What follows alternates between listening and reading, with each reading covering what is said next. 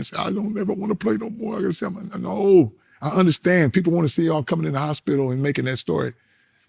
I don't want y'all to go like that. Well, you made a comment after the Kentucky loss. You said, realistically, you can't win no championship with 3 white guys because the foot speed is too slow. Yeah. People are upset over that. You gotta be. I would be too. If they told me I can't win with no black guys, if that's my race, I'm gonna be mad. But don't be mad at me because I'm truthful. Right. Brian Mazik of Forbes said that was just plain racist. Plain racist? What you call it racist on how you look at it. You call it racist on how you look at it if you want to do it. I can't be racist and I got a white wife. How you gonna be racist like that? Mixed kids. I got mixed kids. I'm like, man, you got black folks and you got white folks. But I'm like, you want to try to call me racist because it's too positive on a thing. And a lot of people can't say that. But it's true. Why is NBA 90% black? But how you gonna win a championship? You gonna win in the early 40s and 50s when you don't allow these black folks to do what they do. Right. Because you look at it like this, man. If you take all it's just like back in the day, they wouldn't allow black folks to play with the white colleges. And so they said, man, these guys are super fast. They super there. Let me get 1. Let me get 2. Let me get 3. But it's just the foot speed. If it's real, it's real. His dates are a little off, Eric. His late 80s, you could win with white guys. And then if it wasn't for Michael Jordan, the Jazz would have won like 2 or 3 times at least. So his dates are a little off, but I'm not going to say that he's racist for pointing this out. The stats are a little bit off too, because the NBA, I believe, is not 90% black. It's probably closer to 75 or 80%, which is still an easy majority. And Vlad brings up that, oh, people were mad about this. Were people mad about that? Did you hear about that? Did anybody hear about that? Did anybody talk about that? Did that go viral? Did that go mainstream? I don't think so. So It doesn't matter. And it might be true. I don't know. Maybe black 73% black. Sorry. So not even 75. There we go. So he's completely messing up the statistics. It may or may not even be true, but it's okay.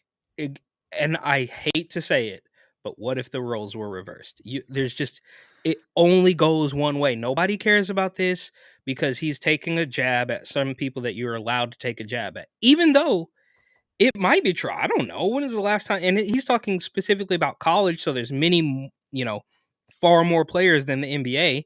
But I don't know when's the last time a team with 3 or 4 white guys on it won a chip. I don't know.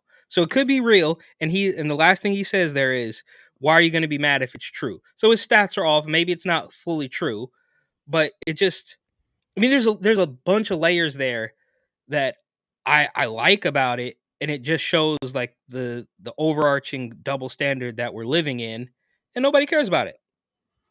I think if you know sports, you understand. What are you going to get from a bunch of Serbian basketball players? You're going to get 3-point shooters.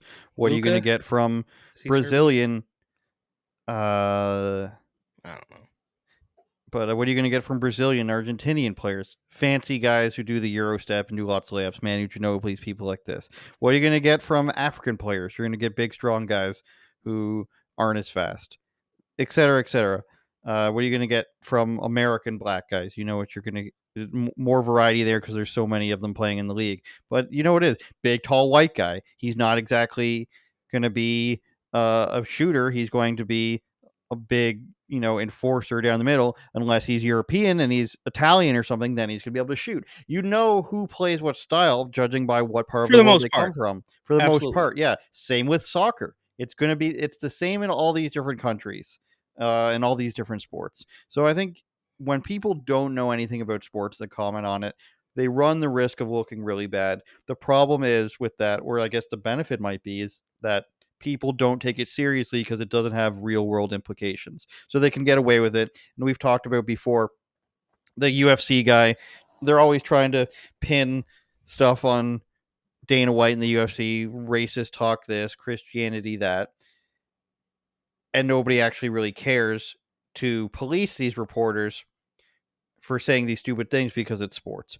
Otherwise, if somebody was in the White House asking some of these questions, they would get applauded or they get booed by somebody, depending on who's in office. But 95% of the MMA journalists asking Dana White just want something to stick. They just want some racist thing or some sexist thing or some homophobic thing to stick. Just like a few weeks ago when they had a couple fig words get busted out in Australia.